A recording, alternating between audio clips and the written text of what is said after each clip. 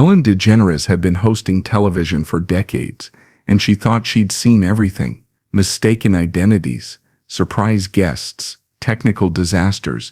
She'd handled them all with grace and humor.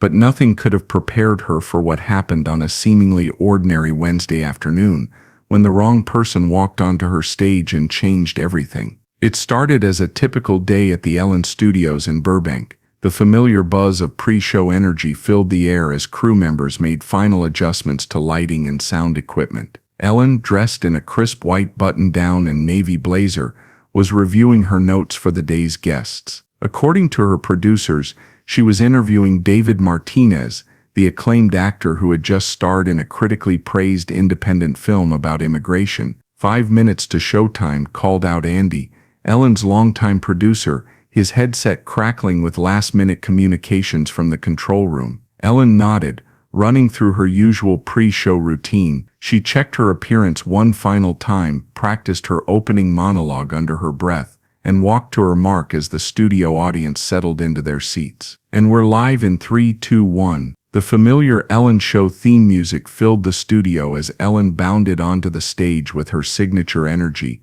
her smile bright and genuine as she waved to the enthusiastic crowd. "Hey everybody, welcome to the show. We have an incredible guest today, David Martinez, who's starring in the new film Crossing Borders. Let's bring him out." The audience erupted in applause as a man walked onto the stage from behind the blue curtain. He was middle-aged, probably in his 50s, with salt and pepper hair and wearing a slightly too large brown suit that looked like it hadn't been worn in years. He moved with the nervous energy of someone who clearly wasn't used to being in front of cameras. Ellen embraced him warmly and guided him to the guest chair, just as she had done thousands of times before. But something felt different. The man seemed overwhelmed, almost shocked to be there, and kept looking around the studio with wide eyes as if he couldn't believe where he was. "David, welcome to the show," Ellen said, settling into her chair across from him. "How are you feeling? This must be so exciting."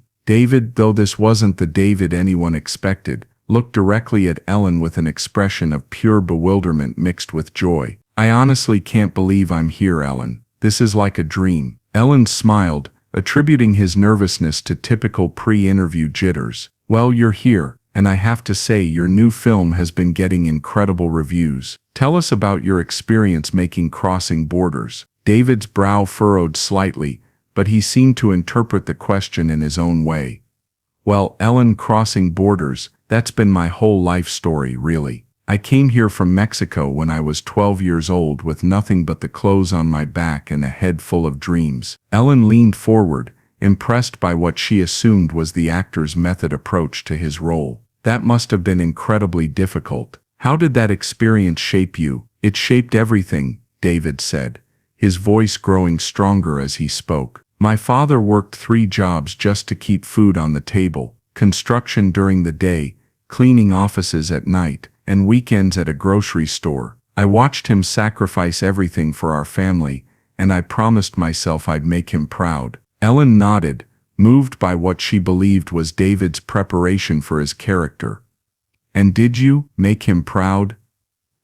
David's eyes filled with tears, but he smiled through them. "He passed away last year, but I think he would be. I became a teacher, Ellen. 32 years teaching middle school math in East LA. Not glamorous, but every kid I helped graduate, every student who went on to college. I like to think that was Dad's legacy continuing." Something in David's tone made Ellen pause. There was an authenticity, a raw emotion that seemed to transcend acting. But she pressed on, assuming this was an incredibly committed performance. "Teaching must have been rewarding. But what made you transition into acting?" David looked genuinely confused for a moment. "Acting, Ellen? I think there might be some confusion. I'm not an actor. I got a call yesterday saying I'd won some kind of contest to be on your show. Something about being selected for extraordinary service to my community." The studio fell silent. Ellen's smile froze on her face as the reality of the situation began to dawn on her. In the control room, producers were frantically checking their notes and making phone calls.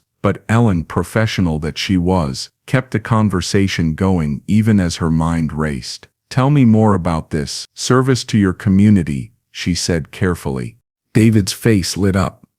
Well, for the past 5 years, I've been running a free tutoring program out of my garage every day after school. Started with just a couple of kids from my neighborhood who were struggling with math, but word spread. Now we have about 40 kids coming every day, math, science, reading, whatever they need help with. Ellen felt something shift inside her chest. This wasn't a mistake that needed to be fixed quickly and quietly. This was something else entirely.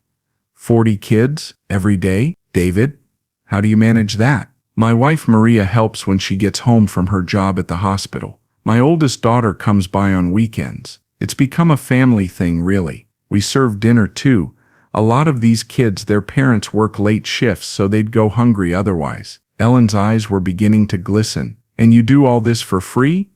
Of course. These are my neighbor's kids, my students' siblings. I remember what it was like to need help and not know where to find it. If I can be that help for someone else. Ellen stood up suddenly, her professional composure beginning to crack. David, I need to tell you something. There's been a mix-up. You weren't supposed to be here today. David's face fell, confusion and disappointment replacing the joy that had been there moments before. I don't understand. The person who called said, No, no, no, Ellen interrupted, walking over to him and placing her hand on his shoulder. You misunderstand me. You weren't supposed to be here today, but you're exactly who we need to be talking to. She turned to face the audience, her voice growing stronger with conviction. Ladies and gentlemen, this is David Martinez. Not the actor we were supposed to interview today, but David Martinez, a teacher who has spent the last 5 years turning his garage into a community center, feeding kids, helping them with homework, and asking for nothing in return. The audience began to applaud, but Ellen held up her hand. I'm not finished. David, tell them about your garage. David looked uncertain, glancing between Ellen and the audience. It's not much, just a converted garage with some tables and chairs I bought at yard sales. We have a whiteboard I found at a school that was throwing it away, and my wife painted the walls bright yellow because she said it would make it feel more cheerful. And the kids who come to you, tell us about them. David's entire demeanor changed as he talked about the children. His nervousness disappeared, replaced by passionate dedication. They're incredible kids, Ellen. Some of them are dealing with things no child should have to face. Parents working multiple jobs, language barriers, financial stress at home. But they show up every day ready to learn, ready to work hard for a better future. Ellen felt tears beginning to form in her eyes. What's the most rewarding part?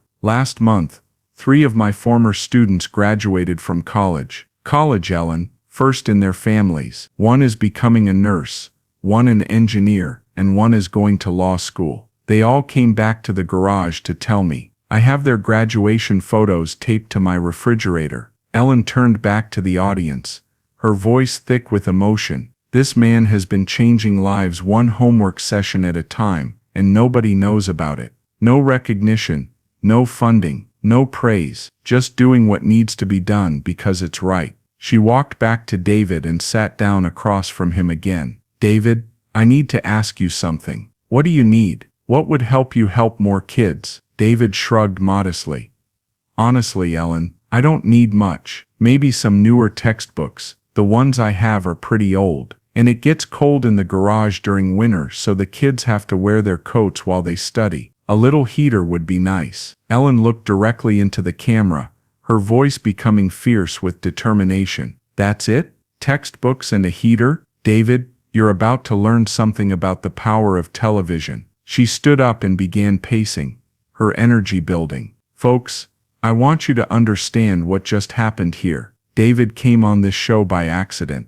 A beautiful, perfect accident. And in 5 minutes he's shown us what real heroism looks like. Not movie heroism, not celebrity heroism, but everyday heroism. Ellen stopped pacing and looked directly at David. David, I want to show you something. A large screen descended from the ceiling, and on it appeared a video that had clearly been produced quickly during the commercial break. It showed David's garage classroom, children of all ages hunched over homework. David patiently explaining math problems, Maria serving sandwiches, and older students helping younger ones. We sent a crew to your neighborhood while we've been talking, Ellen explained. We wanted to see this miracle for ourselves. David stared at the screen in amazement as his voice could be heard explaining algebra to a frustrated 7th grader with infinite patience and kindness. David, you're not just teaching math, Ellen continued. You're teaching these kids that someone believes in them, that someone thinks they're worth the time and effort. That's not just education. That's love in action. The video ended, and Ellen turned back to David, who was openly crying now. Ellen, I don't know what to say.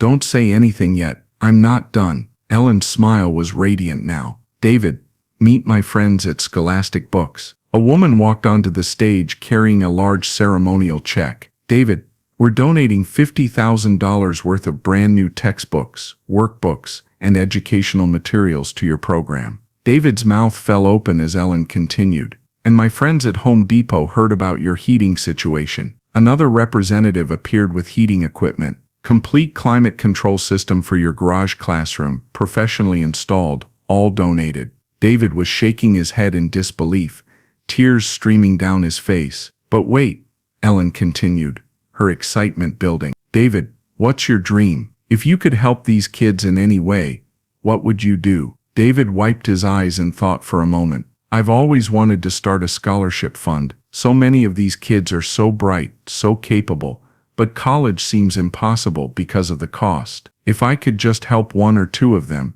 Ellen looked directly into the camera again.